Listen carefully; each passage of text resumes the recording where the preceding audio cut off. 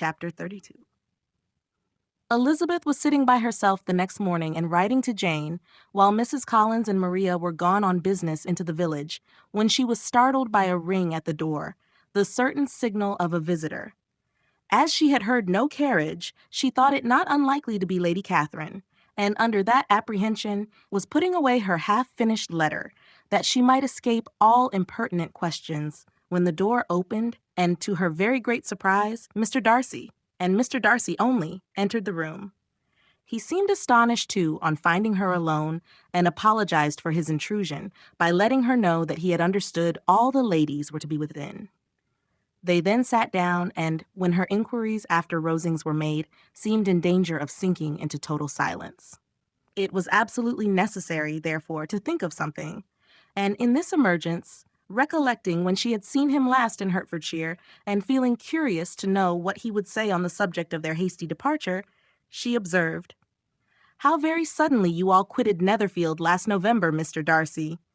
It must have been a most agreeable surprise to Mr. Bingley to see you all after him so soon, for if I recollect right, he went but the day before. He and his sisters were well, I hope, when you left London?" "Perfectly so, I thank you." She found that she was to receive no other answer, and after a short pause, added, "I think I have understood that Mr. Bingley has not much idea of ever returning to Netherfield again?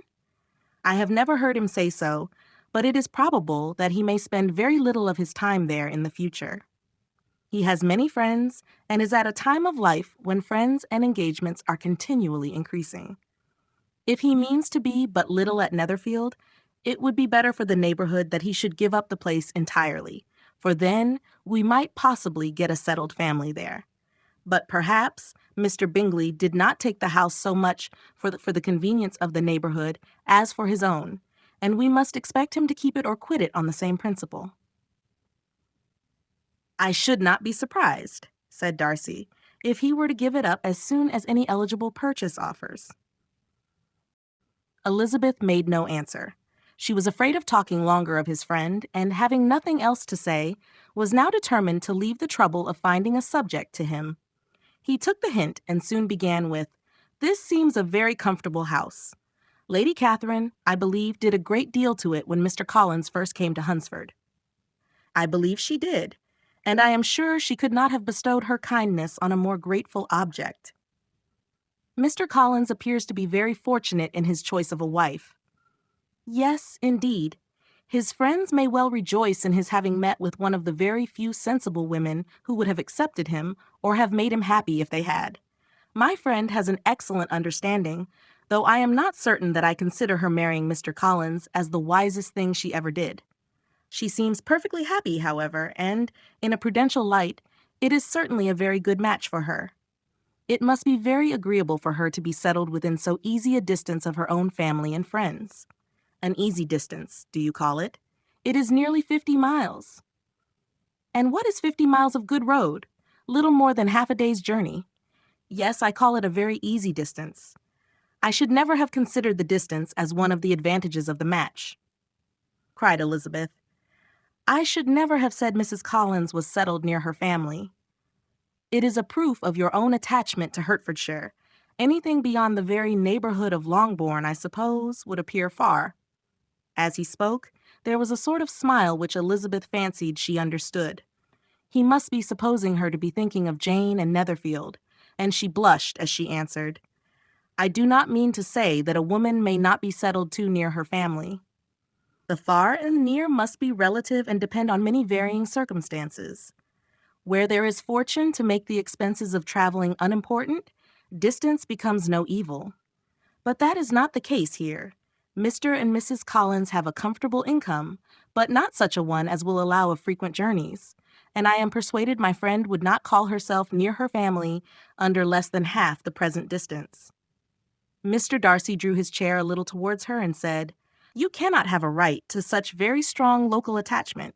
You cannot have been always at Longbourn." Elizabeth looked surprised. The gentleman experienced some change of feeling. He drew back his chair, took a newspaper from the table, and glancing over it said in a colder voice, "Are you pleased with Kent?" A short dialogue on the subject of the country ensued, on either side calm and concise, and soon put an end to by the entrance of Charlotte and her sister, just returned from their walk. The tete-a-tete surprised them. Mr. Darcy related the mistake which had occasioned his intruding on Miss Bennet, and after sitting a few minutes longer without saying much to anybody, went away. "What can be the meaning of this?" said Charlotte, as soon as he was gone. "My dear Eliza, he must be in love with you, or he would never have called on us in this familiar way." But when Elizabeth told of his silence, it did not seem very likely, even to Charlotte's wishes, to be the case, and after various conjectures, they could at last only suppose his visit to proceed from the difficulty of finding anything to do, which was the more probable from the time of year. All field sports were over. Within doors, there was Lady Catherine, books, and a billiard table, but gentlemen cannot always be within doors, and in the nearness of the parsonage, or the pleasantness of the walk to it, or of the people who lived in it, the two cousins found a temptation, from this period, of walking thither almost every day. They called at various times of the morning, sometimes separately, sometimes together, and now and then accompanied by their aunt. It was plain to them all that Colonel Fitzwilliam came because he had pleasure in their society, a persuasion which, of course, recommended him still more, and Elizabeth was reminded, by her own satisfaction in being with him, as well as by his evident admiration of her former favorite, George Wickham. And though, in comparing them, she saw there was less captivating softness in Colonel Fitzwilliam's manners, she believed he might have the best informed mind. But why Mr. Darcy came so often to the parsonage, it was more difficult to understand. It could not be for society, as he frequently sat there 10 minutes together without opening his lips, and when he did speak, it seemed the effect of necessity rather than of choice, a sacrifice to propriety, not a pleasure to himself. He seldom appeared really animated. Mrs. Collins knew not what to make of him. Colonel Fitzwilliam's occasionally laughing at his stupidity proved that he was generally different, which her own knowledge of him could not have told her. And as she would have liked to have believed this change the effect of love, and the object of that love, her friend Eliza, she set herself seriously to work to find it out. She watched him whenever they were at Rosings and whenever he came to Hunsford, but without much success. He certainly looked at her friend a great deal, but the expression of that look was disputable. It was an earnest, steadfast gaze, but she often doubted whether there was much admiration in it, and sometimes it seemed nothing but absence of mind. She had once or twice suggested to Elizabeth the possibility of his being partial to her, but Elizabeth always laughed at the idea, and Mrs. Collins did not think it right to press the subject, from the danger of raising expectations which might only end in disappointment. For in her opinion, it admitted not of a doubt that all her friend's dislike would vanish if she could suppose him to be in her power.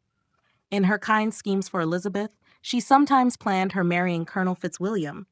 He was, beyond comparison, the most pleasant man. He certainly admired her, and his situation in life was most eligible. But to counterbalance these advantages, Mr. Darcy had considerable patronage in the church, and his cousin could have none at all.